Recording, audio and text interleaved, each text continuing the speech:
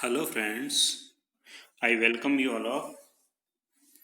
Today I am going to discuss about Unit 6, Read 1, the Blue Cross. Friends, here we are going to discuss story about famous detective Valentine and Brown.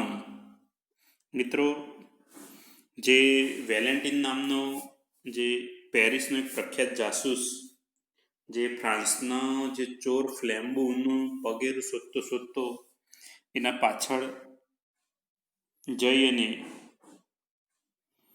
કઈ રીતે આ ચોરને પકડી પાડે છે અને એને ખાસ મૂર્ખ પાદરી બની જે ફાધર બ્રાઉન જે કામ કરી આપે છે એના સપોર્ટનું એની ખાસ સ્ટોરી આપણને આપેલી છે. આપણે one by one with words બધા સેન્ટેન્સ સમજશું. દરેક પોતાની ટેક્સ્ટ બુક ખુલ્લી રાખશે અને કોઈ કન્ફ્યુઝન હોય તો એ પૂછી પણ શકશે. Okay friends, now we start our read 1 the blue cross. First line underline કરી દેજો. Valentine, a famous Persian detective, comes to London on the trail of an equally notorious French thief Flambeau. જો first લાઇનમાં બે વાત કરી છે. એક તો વેલેન્ટાઇન ફેમસ પર્શિયન ડિટેક્ટિવ અને ફ્રેન્ચ થીફ ફ્લેમ્બુ, બરાબર, બે મેઇન કેરેક્ટર છે. નોટોરિયસ મતલબ કે કુખ્યાત, બરાબર. પેરિસિયન કહેવાય, પેરિસનો હોય પેરિસિયન, બરાબર. ગુડ. એ પીછો કરતો જે ફ્લેમ્બુનો પીછો કરતો કયો પહોંચી જાય છે? છેક લંડન પહોંચી ગયો છે. ગુડ. ફેમસ મતલબ કે પ્રખ્યાત, હા વર્ડ યાદ રાખજો. પછી એક અંદર એ યાદ રાખો, on the trail of. On the trail of મતલબ કે ઇન સર્ચ ઓફ, ની શોધમાં, પગેરું ઇન સર્ચ ઓફ, આ યાદ રાખજો. ઓન ધ ટ્રેલ ઓફ મતલબ ઇન સર્ચ ઓફ, કોની શોધમાં? ફ્લેમ્બુની શોધમાં ગયેલો. Valentine notice the smallest detail very ક્લેવરલી. અને આ વેલેન્ટાઇન છે ને ગુનાશોધક, એ નાનામાં નાની વિગતોને બહુ ચતુરાઈથી ધ્યાનમાં લેતો હોય છે. He has extraordinary ability to place himself in the shoes of the criminal he is searching for.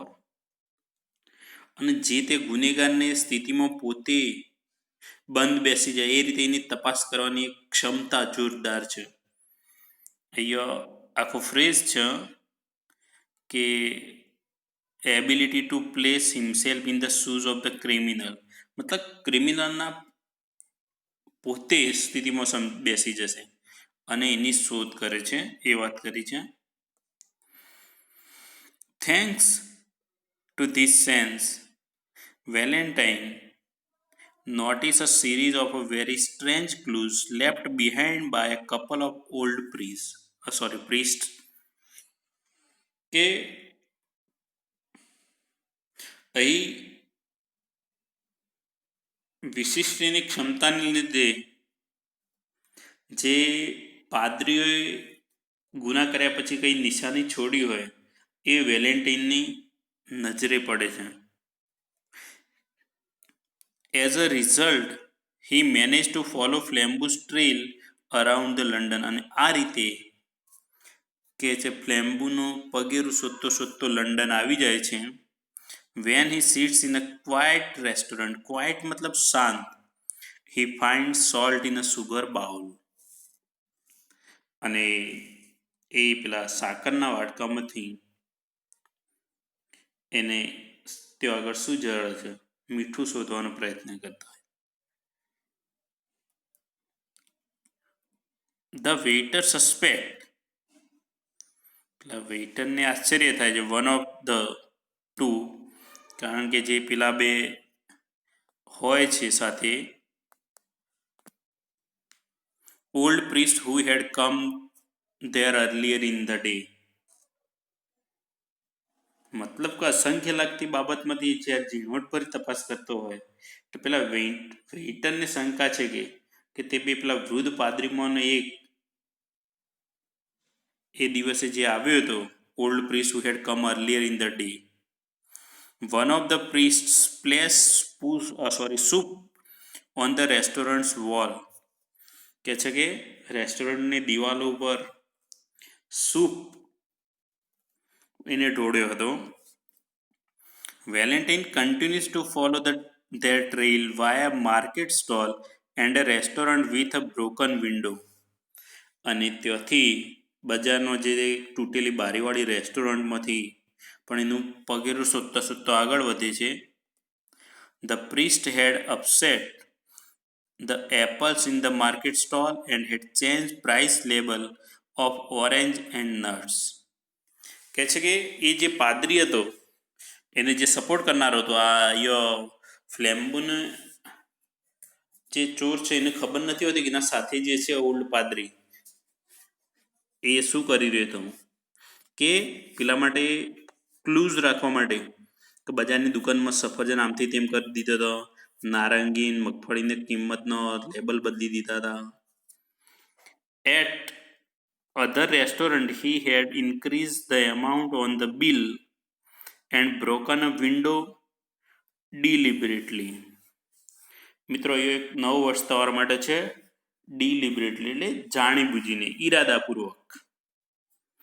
યાદ રાખ્યો તો હવે નોવિંગલીનો સિમિલર વર્ડ ડિલિબરેટલીનો, કે એને શું કર્યું હતું કે બીજી રેસ્ટોરન્ટમાં જાણી જોઈને બિલની રકમ વધારી દીધી હતી અને ઈરાદાપૂર્વક બારી પણ તોડી દીધી હતી. ઇવેન્ચ્યુઅલી શબ્દ યાદ રાખ્યો. Finally Valentine is led to Hampstead Heath. અને છેલ્લે અંતમાં હેમ્પસ્ટેડ હીથમાં આ વેલેન્ટાઇન આવી પહોંચે છે. There he finds the simple looking priest along with another man. અને ત્યાં આગળ એક પેલા સાદા દેખાતા બીજા માણસ સાથે પાદરીને જોવે છે. Valentine is sure that this man is Flambeau. અને એ વખતે એને ખબર પડી જાય છે, ખાતરી પડી જાય છે કે આ ફ્લેમ્બુ જ છે. Valentine and two officer follow him. અને ત્યાંથી વેલેન્ટાઇન અને એના બે અધિકારીનો પીછો કરે છે. And over here the following conversation between them. અને બંનેની જે વાતચીત છે નીચે આપેલી છે છુપાઈને સાંભળે છે. શું વાતચીત છે આપણે જોઈએ છીએ. Then with brow still bent and without changing by the faintest shade of his attitude or voice, Flambeau said. હવે જે એમના પેલા શું કહેવાય કે એવું વલણ વાણીમાં અવાજ કાઢીને કહે છે, ફરક લાવ્યા સિવાય ફ્લેમ્બુ આમ એના બ્રો એટલે ભ્રમરો આમ વાળીને બોલે છે. Just hand over that sapphire cross now. હવે પેલો સેફાયર મતલબ નીલમ જડી જે ક્રૂઝ છે કે છે એ મને આપી દે. We are all alone here and I could tear you to pieces like a straw doll. આપણે એકલા જ છે, મને આપી દે, નહીંતર પેલા તણકલાની ઢીંગલીની જેમ તને ચીરી નાખવું એમ છે. જો મિત્રો એ કયો વર્ષ તમારે જો સેફાયર મતલબ નીલમ, ટીયર એટલે ચીરી નાખવું, પીસીસ એટલે નાના નાના ટુકડા, બરાબર. The calm voice and attitude added a strange violence to the shocking change of speech. કે ધીર ગંભીર અવાજ હતો અને વલણ તેના બદલાયેલા અવાજમાં કેવી હિંસા ઉમેરતા હતા. But the little priest only turn his head slightly. પરંતુ આ જે ઠીંગણો પાદરી તેનું માથું સહેજ હલાવ્યું. He still seemed to have a somewhat foolish face turned to the stars. કે એનો ચહેરો મૂર્ખામી પર લાગતો હતો. એ કદાચ પેલો સમજી શકે તેમ નહોતો. મે બી he had not understood, or maybe he had understood and sat frozen with fear. શક્ય છે કે સમજી શકે પરંતુ ભયથી વિહવળ સ્થિર એ બેસી રહ્યો હોય, કારણ કે એને જે પેલા ચોર સાથે કામ કરી રહ્યો હતો એટલે સાથે એને ડર પણ હતો કે છે કે yes said the tall priest in the same of low voice and in the same still posture. Yes, I am Flambeau. હા પેલો ઊંચો પાદરી હતો એ કહેવા માંડ્યો ધીમા અવાજ તેને સ્થિર મુદ્રામાં, હું જ ફ્લેમ્બુ છું. Then after a pause he said, થોડા વિરામ પછી બોલ્યો, come give me that cross. No, said the other, and the reply had an odd sound. કે છે ના, પેલા બીજો જે ઠીંગણો પાદરી હતો કહેતું કે હું નહીં આપીશ કે છે. To this reply, આ રિપ્લાયથી the great robber એટલે લૂંટારો, આ યાદ રાખજો, leaned back in his seat and laughed low but long. પેલાનો ના આપવાનો પ્રત્યુત્તર સાંભળીને પેલો જે આ રીઢો ગુનેગાર હતો કે એની બેઠકમાં પાછળ ઝૂક્યો ને ધીમેથી લાંબુ હસ્યો પણ ખરો એની સ્ટાઇલમાં જે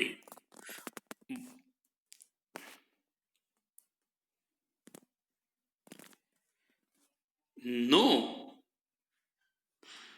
you would not give me, you proud priest. કહ્યું કે ઘમંડી પાદરી તું મને નહીં આપે. You would not give it me, you little foolish man. Foolish એટલે stupid. Shall I tell you why you would not give it me? હું તને કહું છું તું શા કામ મને નહીં આપે કે છે? Because I have got it already in my own pocket. પેલા ફ્લેમ્બુ કહે છે કે એ તો મારા ખિસ્સામાં ક્યારનું આવી ચૂક્યું છે. The small priest replied, Are you sure? ઠીંગણા પાદરી કહે શું કીધું તો ચોક્કસ છે. Flambeau yelled with delight. Flambeau